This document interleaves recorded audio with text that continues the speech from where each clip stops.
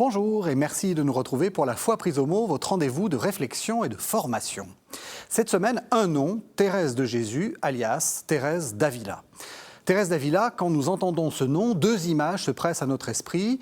La mystique effondrée de la sculpture du Bernard au Vatican et la petite bonne femme insupportable qui rend la vie impossible à ses sœurs et à tous ceux qui l'approchent. Ces deux clichés ne traduisent-ils pas un rapport totalement faussé à la féminité qui voudrait que les femmes sont ou bien totalement illuminées ou bien insupportables quand elles exercent un commandement ? Je vous propose donc d'aller au-delà de ces idées fausses pour découvrir une femme exceptionnelle, à la vie extraordinairement compliquée, qui nous transmet, malgré tous ses déséquilibres personnels, un message lumineux d'équilibre et d'amour. Et celles qui vont nous faire découvrir Thérèse d'Avila sont Geneviève Fabry, vous êtes professeure de littérature espagnole à l'Université catholique de Louvain. Bonsoir. Bonsoir. Et Christiane Rancé, vous êtes écrivain. Bonsoir. Bonsoir. Et vous avez fait paraître chez Albin Michel La Passion de Thérèse d'Avila. Alors peut-être pour commencer, un peu de contexte. On va essayer de replonger dans cette Espagne du XVIe siècle. Moi, quand j'imagine cette Espagne du XVIe siècle, j'imagine des gens vêtus de noir, pas drôles du tout, un peu riches, parce qu'ils venaient de découvrir les Amériques, et un peu déséquilibrés. Est-ce que c'est vrai ? Alors c'est difficile de décrire l'Espagne dans toute sa complexité, puisque c'est un pays avec une histoire médiévale, on le sait, particulièrement complexe, avec la présence des Juifs, des musulmans, présence auxquelles les rois catholiques vont mettre fin à la fin du XVe siècle. Et donc au XVIe siècle, on se trouve dans une société nouvelle, effectivement, qui rentre dans la modernité, une modernité tout à fait particulière, et une modernité qui va se décliner en deux temps. Donc Thérèse naît en 1515, elle va connaître durant donc son enfance, sa jeunesse, le règne de Charles Quint, qui est plutôt un règne, en tout cas dans sa première partie, d'ouverture. On a une ouverture à l'Europe, à la pensée européenne, mais dans la seconde moitié de ce règne, et spécialement après, durant le règne de Philippe II, qui est le règne qui va compter pour Thérèse d'Avila, on va plutôt avoir un mouvement de fermeture, de peur par rapport à ce qu'on appelait alors en Espagne les luthériens, donc les ennemis extérieurs, peur aussi des ennemis intérieurs, les illuminés. Et donc c'est un moment très, très intéressant, foisonnant, mais complexe et avec effectivement une tension là entre une gloire, une grandeur, etc. et déjà un empire qui est en train de se craqueler. Et en même temps, vous êtes professeur de littérature espagnole, c'est le grand siècle pour la littérature espagnole. Oui, effectivement. On l'appelle le siècle d'or. Il va se prolonger durant une bonne partie du XVIIe. Thérèse d'Avila est une auteure de prose, mais durant ce siècle, on aura évidemment le grand roman de Cervantes, qui n'est pas contemporain de Thérèse d'Avila. Donc, il naît une trentaine d'années plus tard, et il est un écrivain tardif. Donc, le Quichotte est du début du XVIIe, mais tout ça donc forme, je dirais, une unité. Donc, la prose ascétique, mystique, comme Thérèse va la pratiquer, mais donc la prose romanesque, comme Cervantes va la pratiquer avec un brio évidemment inégalé. Et puis c'est également l'époque des grands poètes, poètes en poésie donc profanes, qui vont reprendre à nouveau frais la tradition de la lyrique italienne, et également qui vont donc l'infléchir vers l'expression de la vie spirituelle, avec comme grand exemple Jean de la Croix. Et puis c'est également, pour terminer très rapidement ce bref panorama, ce siècle d'or espagnol est également prodigue en grands dramaturges, et on pense ici spécialement avec Calderón de la Barca, qui est, disons, le dramaturge qui va quelque part clore par son œuvre ce grand mouvement de la littérature du siècle d'or. Une vie, Thérèse d'Avila, donc, qui est dans ce siècle-là, elle naît dans quelle famille ? Et c'est une famille très particulière, en fait. Alors, c'est une famille particulière parce que c'est une famille qui s'est déplacée, qui a quitté Tolède pour s'installer à Avila, après que le grand-père a subi le port du San Benito, c'est-à-dire la marque qu'on demandait aux Juifs de porter quand ils reniaient officiellement leur foi.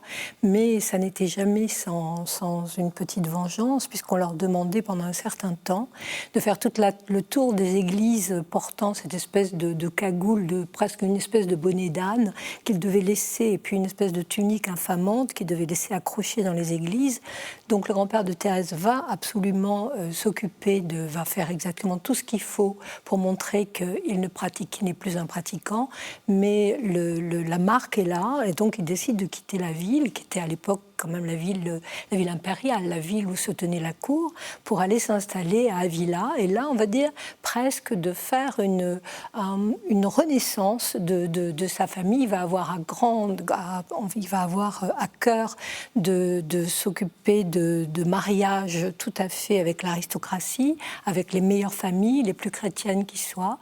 Et donc Thérèse, elle va naître dans cette famille avec un père qui est le fils de ce personnage, le père qui a veuf une première fois, qui a eu 2 garçons et une fille, et puis ensuite qui va se remarier avec une jeune femme un peu frêle, plutôt effacée, les femmes de cette époque qui restent toute la journée dans sa maison, et qui va avoir 10 enfants, ou 11, je ne sais plus, je crois que c'est 10 enfants, elle est la seule fille, et qui va passer son temps un petit peu enfermée dans un villa, à lire la grande mode de l'époque, c'est-à-dire les romans de chevalerie.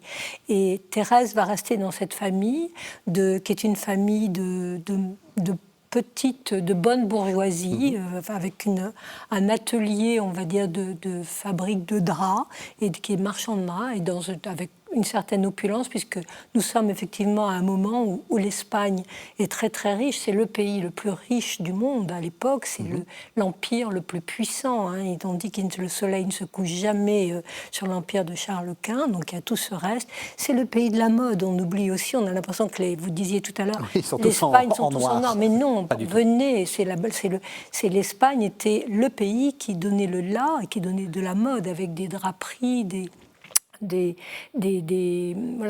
tenues magnifiques, des soieries. Toute la Castille est le lieu des grands marchés justement pour ces tissus. Et Thérèse naît dans cette famille avec une mère effacée, mais qui passe son temps à rêver de romans de chevalerie. Et elle est une jeune fille très jolie, très dissipée, la seule fille de la famille, avec beaucoup de cousins, puisqu'à côté de la maison, il y a une maison avec les cousins, et elle pense arriver à l'adolescence, à 14-15 ans, elle ne pense qu'à une chose, à s'amuser. C'est assez intéressant parce qu'on voit qu'il y a une sorte de parenté entre Thérèse d'Avila, Ignace de Loyola et puis le Quichotte dont vous parliez. Ils vivent dans la littérature, ces gens. C'est fascinant. Pour la prof de littérature, oui. Ça doit être... si tous les étudiants étaient comme ça. Oui, peut-être qu'ils le sont, sauf que maintenant, les romans de chevalerie s'appellent les séries. Hein. Oui. C'est peut-être ça. Donc oui, effectivement, dès son enfance, vous l'avez très bien dit, hein, il y a ce rapport intime avec la littérature. Donc elle se projette dans ses romans de chevalerie, elle se projette dans les livres des histoires de saints, des hagiographies aussi qu'on lui fait lire. Elle veut devenir martyre, alors elle quitte la maison avec son frère, on doit les récupérer sur le chemin parce qu'elle veut être martyre et retrouver les morts, etc. Donc il y a une imagination, oui, qu'on pourrait qualifier de romanesque chez cette jeune fille. Oui. Est-ce que cette imagination, parce que je pense justement à Don Quichotte c'est très ambivalent. Ce rapport à la littérature. Est-ce que là aussi c'est ambivalent? Est-ce que ça ne va pas la mettre dans une certaine forme de déséquilibre? Alors un déséquilibre, mais elle va être, je dirais, tiraillée entre ses 2 parents. Donc sa mère, comme vous l'avez dit, confinée chez elle, mais sans doute une femme intelligente qui lisait et qui faisait lire à ses enfants ses romans, au grand déplaisir du père. Donc c'était des lectures qui étaient faites plus ou moins en cachette, le père lui-même ayant plutôt une bibliothèque d'ouvrages spirituels et peut-être un peu quelques ouvrages humanistes. Et donc là, il y a quelque chose de l'ordre de la lecture, peut-être plus de plaisir, et puis la loi du père, dont on sait par ailleurs qu'il adorait sa fille. Et il y a entre ces deux personnages un amour extrêmement profond. Donc à l'âge de 20 ans, quand Thérèse d'Avila va prendre la décision de quitter la maison paternelle, sa mère étant morte alors qu'elle était enfant, alors qu'elle avait 8 ans.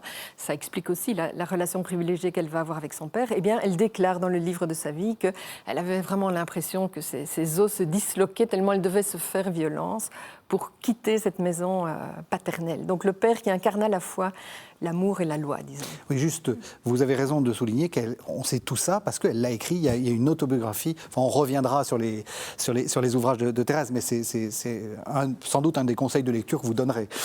Alors, il faut quand même ajouter Christiane une chose, c'est que ce siècle, c'est le fait que Thérèse lise est quand même très neuf. Les filles n'avaient pas le droit de lire. Elles apprenaient à lire, chez les familles de lettrés, on disait par-dessus l'épaule des frères. Et donc il y a sans doute ça aussi dans l'éducation du père. Il y a le fait qu'elle ne devait pas être préparée à la lecture. Il faut aussi, on parle beaucoup d'Isabelle, la reine Isabelle la catholique, comme une figure aussi très, très sectaire. Or, c'est Isabelle la catholique qui a demandé à la traduction de tous les livres, toutes des bibliothèques, de toutes les œuvres connues en castillan, de façon que les filles qui n'avaient pas le droit d'apprendre le latin, ni le grec, puissent lire. Et ça, c'est extraordinaire, parce que de ça, de cette immense figure féminine aussi, Thérèse va bénéficier, et elle va avoir accès justement à cette littérature, et notamment à Saint-Augustin, quand les confessions de Saint-Augustin, quand elle va pouvoir avoir accès aux confessions de Saint-Augustin, ça va être une incroyable révélation pour elle. Alors comment se fait-il qu'elle ait autant déçu son papa, puisque c'est quand même un peu c'était pas prévu qu'elle rentre comme ça au Carmel. Mais il faut quand même voir aussi qu'à l'époque où elle va rentrer au Carmel, il y a ce commencement d'effritement de la gloire de l'Empire espagnol, du royaume et du royaume de Castille, parce que tous les jeunes gens sont partis pour les Amériques, comme on disait à l'époque, pour les Indes, pour essayer de faire fortune en trouvant de l'or, pas du tout en travaillant. Donc petit à petit, les ateliers, les manufactures ferment. Il y a cet afflux d'or d'un côté qui va enrichir le pays, et en même temps un appauvrissement profond, puisque plus personne ne produit rien. Donc le père de Thérèse est exactement dans cette situation. Sa fortune personnelle s'appauvrit, il perd sa femme, il ne se remarie pas, et Thérèse, qui est la seule fille de toute cette fratrie, se retrouve, on va dire, incarnant le rêve souvent de vieux père, qui est d'avoir une fille qu'il garde avec eux et qui va s'occuper d'eux. Et elle s'occupe effectivement de son père extraordinairement. Elle fait les comptes de l'entreprise, elle s'occupe de l'éducation de ses frères, elle s'occupe de l'éducation de sa petite sœur qu'elle fera venir d'ailleurs au couvent, elle s'occupe de la gestion de tout. Et elle étouffe, parce qu'en plus, elle a devant les yeux l'exemple de sa demi-sœur, sa sœur aînée Maria, donc c'est la fille de son père de ce premier mariage, et qui a épousé un noble castillan, et qui est fait comme tous les nobles castillans de l'époque. Il a enfermé sa femme, c'est-à-dire une fois qu'une femme était mariée, elle ne sortait pas. Et c'est d'ailleurs d'après cette règle qu'on comprend l'incroyable liberté et audace de Thérèse d'Avila quand elle va prendre la route pour aller, un petit peu plus tard, décider d'aller fonder de nouveaux couvents, alors qu'il n'y avait que les femmes de mauvaise vie et puis les va-nu-pieds qui prenaient la route. Une femme digne de ce nom, restée ou à l'ombre de son père, ou à l'ombre de son mari, ou à l'ombre du couvent, mais en tout cas enfermée. C'est la question du féminisme. Est-ce que c'est vous, qui projetez au XXIe siècle cette image-là, ou est-ce que vraiment c'est l'ancêtre, c'est une sorte de proto-féminisme, c'est l'ancêtre de toutes les libérations féminines ? C'est vrai qu'on a toujours tendance à lire les œuvres du passé avec un regard actualisant. Certaines œuvres ne s'y prêtent pas. Les œuvres les plus riches à la fois répondent et puis nous amènent ailleurs. Donc je dirais que dans le cas de Thérèse, c'est un peu ça. Donc elle-même n'aurait jamais dit, je pense, qu'elle était féministe. C'est un anachronisme, ce mot n'avait pas de sens à son époque.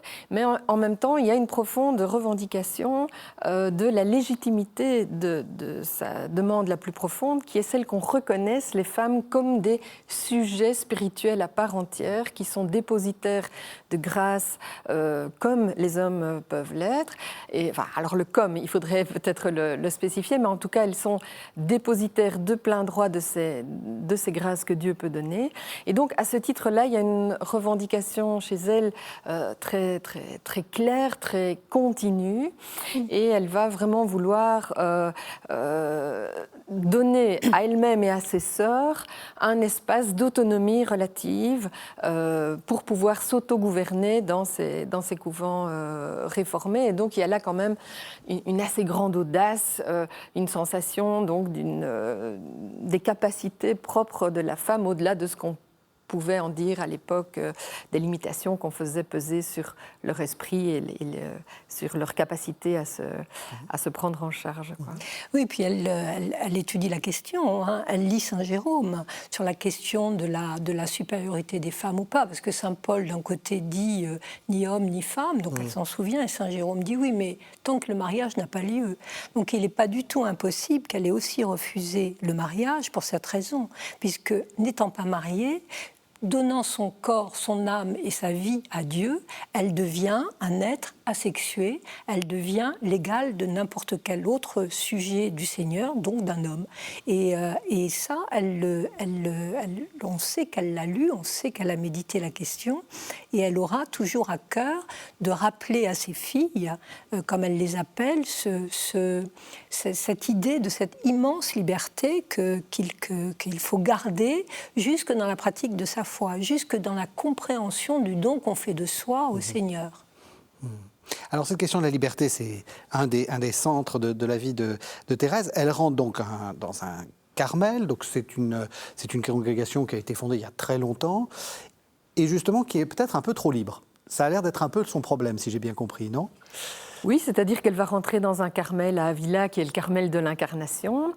Et ce Carmel pratique, comme les autres Carmels espagnols de l'époque, la règle mitigée, donc une règle qui a été adoucie au siècle précédent et qui a très fortement réduit les exigences liées notamment à la clôture. Donc pour donner un exemple, le parloir était assez largement ouvert. On pouvait venir de l'extérieur, rencontrer on pouvait en sortir, les moniales. On allait au théâtre. Ah, mais elle sortait, elle s'habillait comme des... Pardon, il y a quelque chose qu'il faut savoir, c'est qu'il y a beaucoup d'hommes sont partis. Donc ces jeunes filles de famille qui ne pouvaient pas vivre seules, la seule façon pour elles de continuer à vivre, c'est d'entrer au couvent. Donc on dote les couvents et elles continuent à vivre dans les couvents parce qu'il faut un endroit, une clôture, mais elles n'ont pas du tout, les trois quarts n'ont pas du tout la foi. C'est un lieu de, on va dire... En tout cas, elles n'ont pas la vocation. Non. Ils ont peut-être la foi, mais pas la vocation. Ouais. Il y a beaucoup de naissances. Don Juan, quand dans le Don Juan de Tirso de Molina, mais celui aussi de Molière, c'est ça. Il va séduire des nonnes. Mais comment est-ce qu'il peut aller séduire une religieuse, si ce n'est parce qu'il a pu rentrer au couvent? Il est rentré au parloir. Et Thérèse a un amoureux.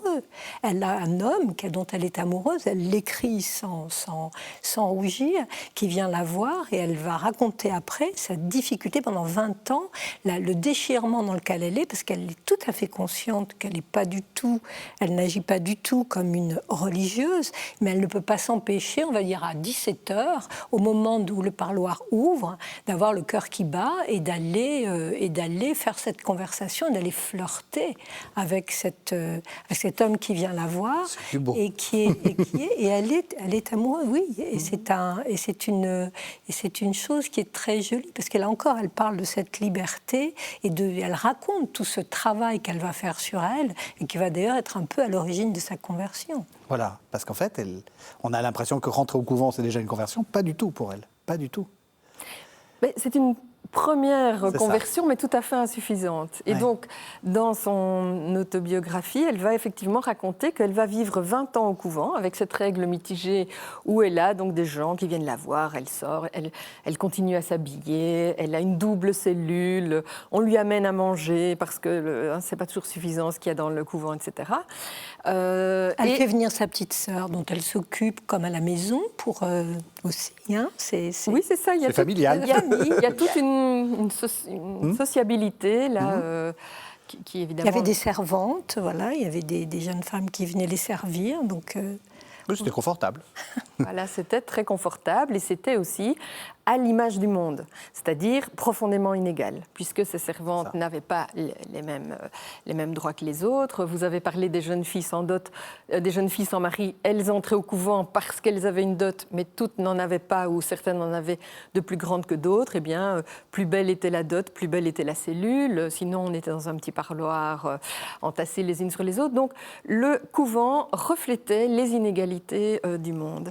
Et Thérèse va vivre 20 ans comme ça, tiraillée parce qu'elle a une authentique vocation. Elle est entrée parce qu'elle voulait entrer, mais en même temps, elle ne s'y donne pas complètement. Et elle se laisse happer par des séductions, que ce soit donc, les gens au parloir, enfin, toutes sortes de choses qui la divisent, qui l'éloignent de Dieu, et ça va durer, en réalité, ça va durer 20 ans. Donc le même temps qu'a duré son enfance, sa jeunesse, eh bien, ce même temps va être nécessaire pour, entre guillemets, accoucher de Thérèse de Jésus. Avant, elle ne s'appelle pas Thérèse de Jésus, c'est toujours Teresa de Ahumada. Donc, elle se fait appeler du nom de sa mère. Et elle va devenir Thérèse de Jésus après ce moment qu'elle raconte, qui a de nouveau à voir avec la littérature d'ailleurs. Alors, oui. Qu'est-ce qu'elle raconte ? Alors, elle rentre du parloir un jour, elle prend cet escalier qui l'amène à sa cellule, elle vient de rencontrer donc cet amoureux de cœur, et tout d'un coup, elle aperçoit un Christ à la colonne, donc ce Christ flagellé, et elle est frappée parce qu'elle prend brusquement conscience, et c'est très important parce que c'est en regardant une œuvre d'art qu'elle en prend conscience. Elle a l'image devant elle de ce que le Christ a souffert pour elle, et elle qui lui a promis, donc il a épousé, elle a prononcé ses vœux, n'est pas capable. Elle prend conscience qu'elle n'est pas capable de lui rendre mais un millième de cet amour. Et là, elle est profondément bouleversée par son infidélité profonde, par le mensonge que représente cette espèce de demi-teinte, de demi-façon de vivre. Il faut dire que Thérèse d'Avila était très jolie. Vous savez, il y a ce fameux portrait qu'on a d'elle qui a été peint plus tard à Séville par un religieux, et où elle est carrément qu'elle n'avait absolument aucune espèce de talent. Et quand elle va voir ce portrait, elle va dire: oh, quand j'étais jeune, on disait que j'étais très intelligente et très jolie. Pour l'intelligence, je ne sais pas. Donc elle avait un humour fou, et donc il y a effectivement cette aura qu'elle a, sa grande intelligence, un humour extraordinaire, et qui la freine dans cet abandon de sa personnalité. Et là, elle va se jeter aux pieds du Christ, après cette vision, après cette prise de conscience auprès d'un crucifix, et elle va rentrer, elle ne va pas être, on va dire, convertie tout à fait, mais elle va être convertie sur les mesures qu'il faut qu'elle prenne contre elle-même, contre ce désir, pour être au plus près de Dieu. Elle va commencer par rompre avec son ami, lui interdire toute visite, et ensuite elle va pratiquer la chose qui lui paraît être essentielle pour rencontrer Dieu et rencontrer le Christ, et au moins le mériter, c'est la prière. Et là, elle va commencer effectivement un exercice d'oraison extraordinaire, mais ce qu'il y a une des premières leçons de Thérèse d'Avila qui est magnifique, c'est que même dans cette période, on ne peut pas dire d'acédie, elle a eu très jeune un moment de grande dépression. Il faut le savoir, qui lui a fait rencontrer un oncle, qui l'a mise en rapport avec des textes religieux qui l'ont beaucoup aidée. Je ferme cette parenthèse, mais elle a eu déjà cette première faille, cette fêlure. Et là, c'est toujours ce mouvement extraordinaire, c'est qu'elle ne doute jamais de Dieu. Thérèse d'Avila, c'est quelqu'un qui est une volonté d'amour et une action amoureuse permanente. Elle doute d'elle. Et c'est contre ce doute qu'elle incarne, qu'elle pense incarner, qu'elle va travailler par l'oraison continue et permanente. On va revenir sur l'oraison, mais vous avez dit que c'est une pièce de littérature aussi. Pourquoi ? Parce que ce qu'elle dit est faux ? C'est-à-dire elle réécrit ? Non, parce que juste après cette scène absolument fondamentale, où tout d'un coup ce Christ n'est plus une représentation qui appartient à un rite, mais c'est quelqu'un qui a quelque chose à lui dire à elle. Eh bien, très peu de temps après ça, elle va ouvrir les confessions de Saint-Augustin et elle va s'y reconnaître. Elle va dire, mais en fait, moi aussi, je suis comme Saint-Augustin. J'ai mené une vie dissipée avant de comprendre quelle était ma vraie vocation par rapport à quelqu'un qui est plus intime à moi-même que moi-même, selon l'expression non pas de Thérèse, mais de Saint-Augustin, quoi. C'est là que je parlais Tout à fait. de littérature. Il y a ce double aspect dans ce basculement intérieur qu'elle va vivre et dont elle va tirer les conséquences. Bon, il lui faudra quelques années pour, je dirais, en tirer toutes les conséquences, mais il y a vraiment un basculement. Et c'est vrai que c'est frappant de se dire qu'il y a dans ce basculement une prise de conscience qui passe par l'art, par la littérature, quoi. Oui. L'oraison. En préparant cette émission, vous m'avez dit, Geneviève Fabry, ça fait peur, l'oraison. Pourquoi ça fait peur ? Mais c'est vrai que j'étais étonnée en parcourant la vie de Thérèse et finalement tous les combats qu'elle a dû mener pour faire admettre cette chose qui nous semble assez simple, à savoir que les femmes ont le droit de rentrer dans leur cellule, d'y être seules, de s'y enfermer et de s'y adonner à l'oraison. Et comment Thérèse définit-elle l'oraison ? Elle dit cette chose très jolie, un commerce d'amitié, alors je cite de mémoire, donc un commerce d'amitié où l'on s'entretient avec qui nous savons qu'il nous aime. Seul à seul, voilà. Où l'on s'entretient seul à seul avec celui dont nous savons qu'il nous aime.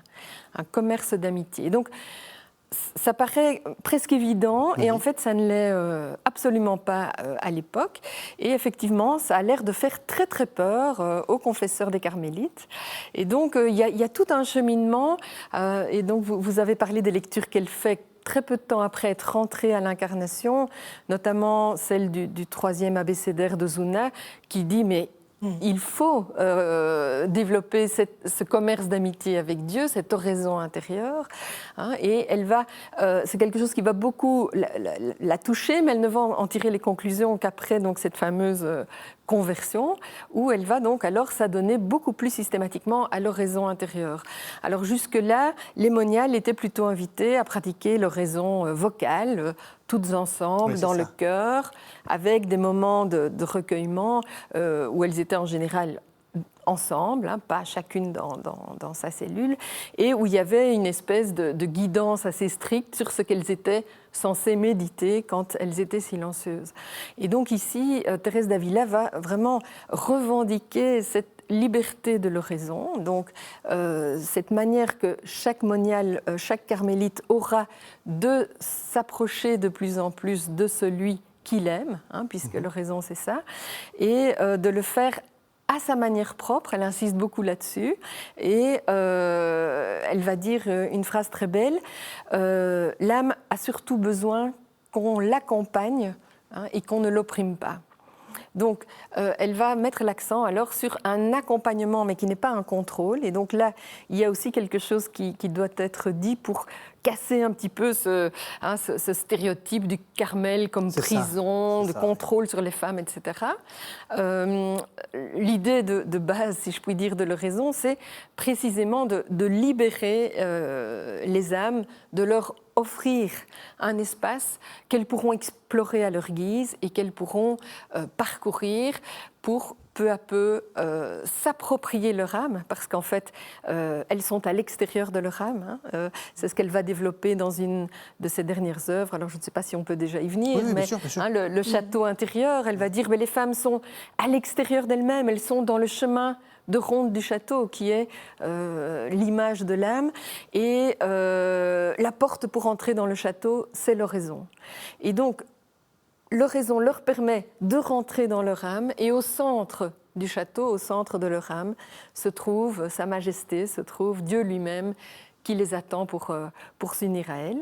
Mais elle s'empresse de dire qu'il ne s'agit pas de suivre un chemin balisé, première demeure, deuxième demeure, troisième demeure. C'est pas une méthode technique. C'est en fait un espace plein de liberté, plein de circulation très fluide. Certaines vont aller plus vite, d'autres moins vite. Certaines vont aller plus loin, d'autres moins loin.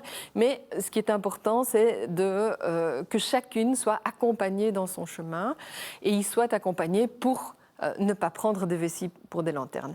Donc ne pas croire qu'il y a fiançailles avec Dieu quand en réalité il n'y a que dérive de l'imagination. Et là évidemment on a tout un effort de conceptualisation très important de Thérèse d'Avila. Christiane Rancet. Puis elle est très... Elle est formidablement innovatrice, parce que c'est quelqu'un qui va saisir plusieurs choses. elle va saisir l'importance, ce qu'est l'incarnation. C'est-à-dire que dans sa façon de proposer la prière, elle a compris le principe même de sa religion, du christianisme, qui est le principe d'incarnation. Et qu'il y a des images qu'il faut contempler pour permettre d'accéder au mystère de l'incarnation et ce que l'incarnation permet de comprendre du plus grand mystère de Dieu. Et c'est pour ça que cette rencontre avec cette œuvre physique de ce Christ à la colonne est tellement importante qu'elle va même demander dans les couvents réformés qu'on construise des petits hésychasmes, des toutes petites chapelles dans les jardins. Elle demande qu'il y ait une œuvre religieuse, elle va chiner, elle va faire les brocantes pour les trouver avec de la peinture, parce qu'elle demande à ses filles, ce que je vous demande, celle qui éprouve des difficultés, c'est de le contempler, c'est-à-dire le contempler dans les diverses étapes du mystère qu'il représente pour nous. Et elle va demander qu'on installe dans ces hésychasmes qui sont des lieux de solitude, parce que les femmes n'avaient jamais le droit d'être seules. C'est aussi une grande innovatrice pour ça. Il y a effectivement cette possibilité de s'affranchir de tout, de la notion de temps, de la notion d'espace, de tutelle, de se retrouver avec soi-même face, alors que ce soit la crucifixion, que ce soit tous les grands moments du mystère, Pâques, que ce soit une représentation du discours des béatitudes, mais c'est ce qu'elle demande, c'est-à-dire elle demande à ce support, puisqu'on est dans la religion de l'incarnation, elle va presque développer une espèce de méthode ou de l'image, de l'importance du support de l'image pour aider l'âme à s'appuyer sur des réalités concrètes et pour arriver effectivement à se déployer, à aller plus loin. Et ce qu'il y a d'extraordinaire aussi, c'est l'incroyable modernité du livre du château intérieur, parce que ce que vous disiez qui est tout à fait juste, c'est qu'on n'est pas dans un cheminement comme on pouvait l'avoir à l'époque, d'un point à un autre, on est carrément dans de la physique quantique. Moi je sais que quand je lis, la première fois que j'ai lu le château intérieur, j'ai eu l'impression d'être avec Lewis Carroll dans le monde d'Alice au Pays des Merveilles. Je veux dire par là, cette capacité d'être, c'est ce qu'elle dit très bien, mais chaque chambre en ouvre une multitude.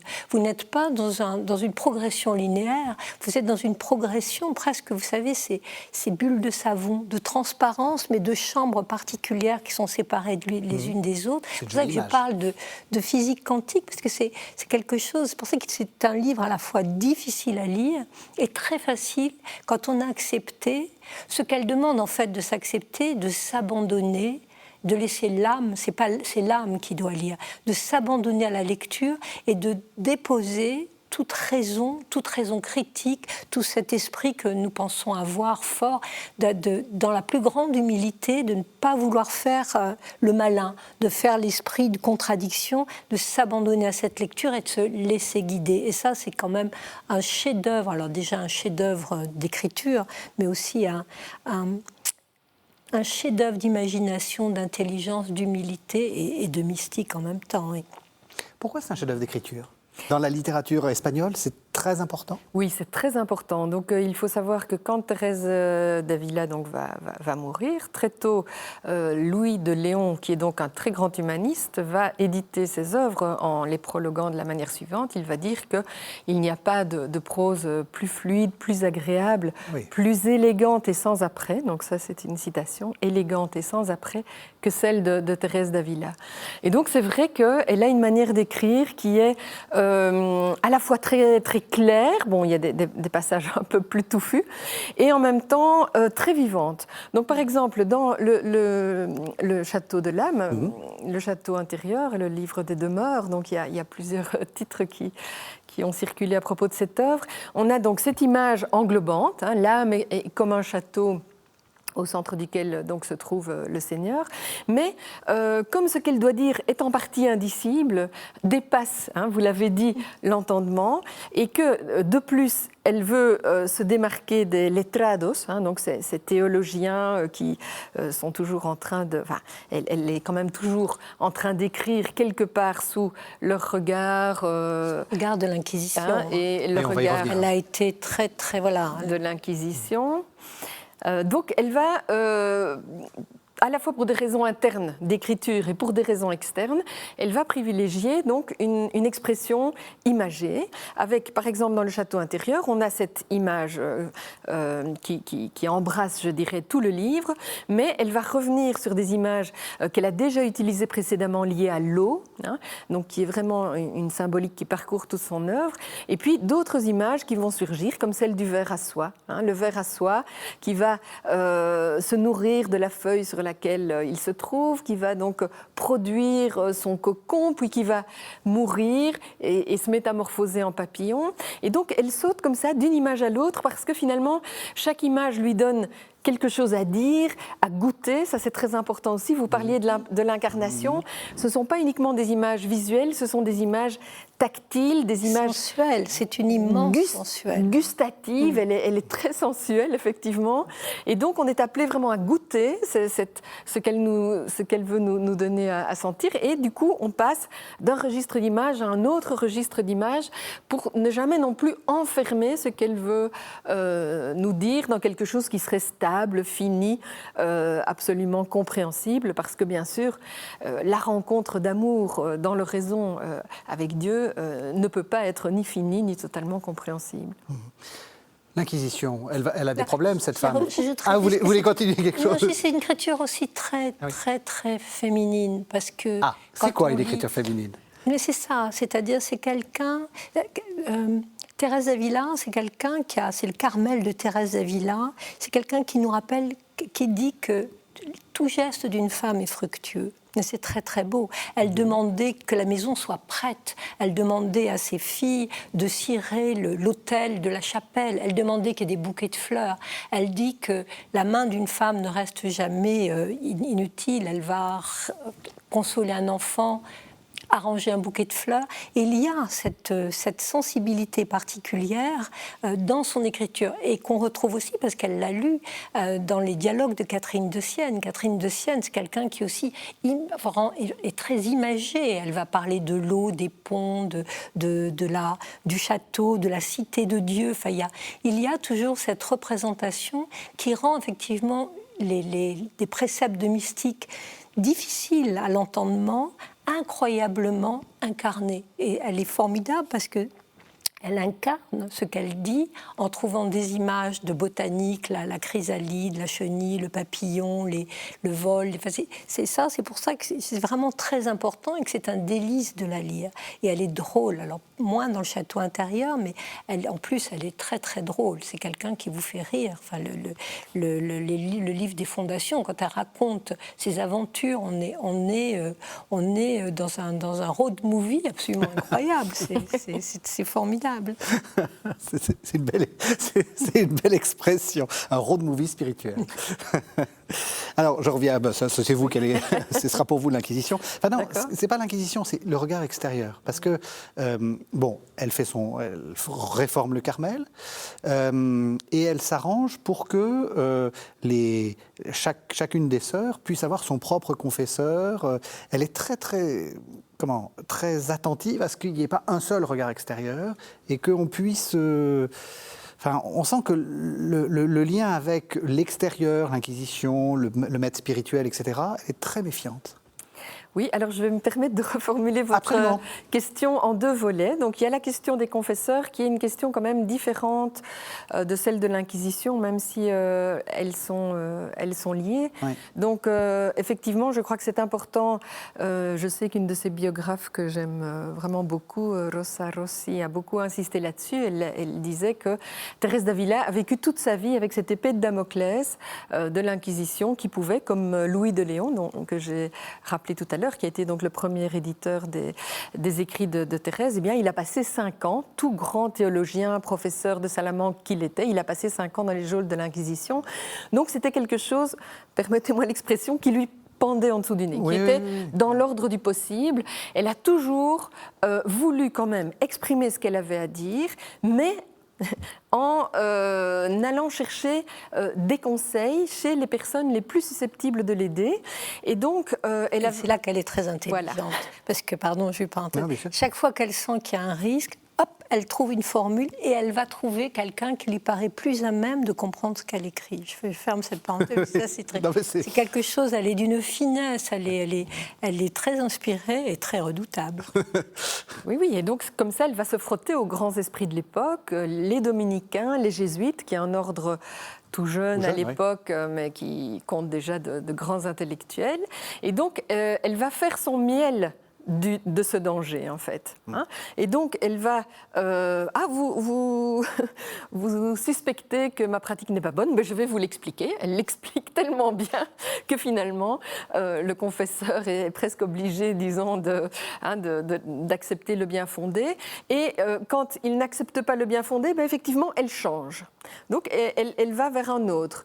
Et elle va ainsi, par, je dirais, essai-erreur, progresser vers ce qu'elle estime être une juste pratique de l'oraison, mais vraiment par essai-erreur, en parlant avec différents confesseurs qui vont d'ailleurs lui dire des choses différentes.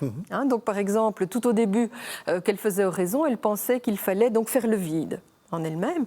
Et puis elle s'est rendue compte, comme vous l'avez très bien redit, qu'il fallait mettre au centre de l'oraison le mystère du Christ incarné, spécialement incarné dans sa passion. Et donc, c'est quelque chose sur lequel elle va revenir. Non, n'essayez pas de ne penser à rien, c'est le meilleur moyen de penser à des bêtises. Donc il faut, au contraire, mettre le Christ au milieu. Et puis, quand elle va commencer à avoir des transports, des extases, etc., ou des débordements de consolation, elle va en parler à son confesseur, et le confesseur de l'époque, dont j'ai oublié le nom, va lui dire « ça c'est très grave, c'est sûrement le démon, donc il faut absolument refuser ». Bon, alors elle essaye, mais ça ne marche pas très bien, puis elle sent qu'en fait elle a très envie d'accepter, parce que les consolations, c'est quand même, ça fait du bien. Et puis voilà, un autre va lui dire selon une série de critères qu'il faudrait affiner, eh bien, sans doute que ça vient de Dieu. Si ça vient de Dieu, alors on peut l'accepter. Et là, elle va se précipiter évidemment dans cette porte ouverte et elle va mettre au clair quels sont ces critères qui vont lui permettre de discerner s'il s'agit bien d'une grâce divine ou d'un accès de mélancolie ou un accès de faiblesse. Et donc là, il y a toute une série de balises qu'elle va établir pour essayer de mettre en œuvre de manière très concrète pour elle-même et puis pour ses sœurs, ses filles, des balises pour le discernement. Donc, à ce sujet-là. Avec toujours un pragmatisme incroyable. Oui. Parce qu'en fin de compte, ce qu'elle finit par conclure, c'est non, ce n'est pas du tout le diable qui est là. En fait, le diable, c'est celui qui vous inciterait à rester dans le côté, je veux dire, sensuel et sensoriel de la consolation, de l'extase, presque ce qu'on a appelé après, on a appelé nous les orgasmes spirituels. Et là, elle dit non, ça fait partie, elle l'écrit à son frère qu'elle pousse à prier et qui explique qu'il a des, comment on appelle ça, des pollutions quand il prie, et de la même façon Jean de la Croix, Saint Jean de la Croix, et elle dit non, mais ne vous arrêtez pas à ça, c'est normal, ça arrive, on va pas en faire. Ce qui est important, c'est que c'est une étape pour le dépasser et pour aller encore, il faut dépasser ça pour vraiment arriver à cette chambre intérieure, à ce lieu de rencontre de cette septième demeure où effectivement on est où on s'unit, où l'âme s'unit à l'âme protéiforme de Dieu. Et ça, c'est magnifique. Mais elle squeeze, on va dire, comme on dit, toujours la difficulté en disant, c'est une formidable dialectique, on l'a appelée une dialectique de la réflexion mystique, et en même temps c'est une cartographe de l'âme extraordinaire, parce que ce livre intérieur, c'est une espèce de jeu de loi comme ça, avec des étapes et des... Non, mais il faut vraiment le lire, c'est quelque chose... Alors, pour l'Inquisition, il faut rajouter une chose aussi, c'est qu'aucune femme n'était autorisée à écrire à l'époque non plus. Donc elle est doublement suspecte aux yeux elle prend des libertés de plus en plus effrayante pour l'Église et pour, on va dire, le candidaton de l'époque. Donc c'est une autre chose. Donc elle est toujours suspectée d'être une sorcière. Il faut savoir qu'à l'époque, les sorcières ont repris, il y a toute une littérature, le marteau, comment il s'appelle cette œuvre, le marteau maléfique, qui a été mis, qui était très lu à l'époque, et beaucoup de femmes étaient accusées dès qu'elles échappaient à l'ordre du mari, de l'Église ou du curé, dès qu'elles avaient, on va dire, une forme de vie intérieure qui leur était propre, étaient très souvent accusées de sorcellerie. Donc il y avait cette grande, ce double danger d'être à la fois hérétique, puisqu'il y a la réforme luthérienne qui est là, avec les Illuminati et autre chose. Donc il y a cette peur de l'hérésie, cette peur du schisme, et puis cette peur du paganisme qui revient avec ça. Donc elle est suspectée sur tous les domaines, la pauvre. Oui, je voulais dire également, n'oublions pas la réforme. Qui produit donc des dissensions extrêmement profondes au sein du Carmel. Le Carmel chaussé, enfin les carmes qui ne suivent pas la réforme, tant la branche féminine que la masculine qu'elle va amener à réformer également, vont s'opposer à son œuvre. Et donc les carmes des Chaux vont être des ennemis acharnés de la sainte, de Thérèse d'Avila et de Jean de la Croix. Rappelons que Jean de la Croix va être emprisonné pendant 9 mois, non pas par l'Inquisition, mais par ses propres confrères d'ordre, par des carmes qui n'ont pas adopté la réforme, des carmes chaussés, dans des conditions absolument effroyables. Et pour elle, ça va être horrible de se rendre compte que finalement... Sa propre réforme est refusée par... Les propres carmélites. Oui, Ce n'est pas les réformes, c'est que tout d'un coup, il y a une opposition au sein même d'un ordre dont elle veut la pureté. Parce que ce qu'elle veut, c'est un retour à cause de... Elle ennuie tout le monde. C'était bien aussi d'aller au théâtre. Oui, non, mais il y a quelque chose qu'il faut dire, c'est qu'il y a effectivement la réforme et que cette réforme, elle est fondée sur des choses très, très particulières, qui est au départ une critique profonde des mœurs totalement corrompues de l'Église. Donc, vous voulez dire la réforme protestante. Oui, d'accord, non, voilà, là je pensais la réforme du Carmel. Non, celle-là. Donc elle comprend très bien, elle a très bien compris les enjeux et pour la pérennité de l'Église catholique. Donc elle dit, il faut que nous donnions l'exemple. Et elle le voit, effectivement, au lieu de voir cette prise de conscience avec ce péril qui faisait les guerres de religion, c'était quelque chose de terrible. Donc ce péril qui menace, et puis ça faisait encore partie de l'empire de Charles Quint, les Pays-Bas, les Flandres, etc. Donc elle voit ces gens, au nom du Christ, se tuer, se déchirer, et elle s'aperçoit qu'au sein même de ceux qui ont prononcé leurs vœux, il y a cette incompréhension et des enjeux, et puis d'un état de pureté morale. Donc c'est terrible. Et jusqu'au bout, quand Pierre de Bérulle va demander qu'on aille chercher c'est grâce à Thérèse d'Avila qu'on a ce magnifique XVIIe siècle de cette spiritualité française, il va chercher en Espagne des filles de Thérèse d'Avila pour les faire venir en France et qu'elles expliquent cette réforme, ces méthodes d'oraison, etc., eh bien les carmes chaussés vont sur la route, les poursuivre, c'est une aventure incroyable, et leur lancer des pierres et essayer carrément de les tuer pour qu'on fasse un grand silence sur l'importance de cette réforme. Alors, il nous reste 4 minutes d'émission. J'aurais aimé aussi qu'on parle des phénomènes mystiques. Mais le plus important, c'est pour les téléspectateurs, qu'est-ce qu'il faut lire? Qu'est-ce que vous conseillez? Comment il faut lire? Comme disait Thérèse de Lisieux, tout. Je veux tout. Il faut tout choisir. Alors, peut-être rapidement, parce qu'il nous reste vraiment 4 minutes. Qu'est-ce qu'on a disponible? Qu'est-ce qu'il faut lire en premier? Et parce que je sens que c'était passionnant et je pense que les téléspectateurs ont envie de découvrir Thérèse d'Avila. Bon, moi, je pense que le livre de la vie se lit vraiment comme un roman et est très accessible. Et au sein de ce livre, il y a la description des 4 degrés de l'oraison. Et donc, on a une partie, je dirais, d'exposé sur ce qu'est l'oraison, mais on a l'exposé de sa vie jusqu'à 1962, c'est-à-dire jusqu'à 1562, pardon, c'est-à-dire jusqu'à la fondation du premier Carmel des Chaussées à Avila, donc Saint-Joseph.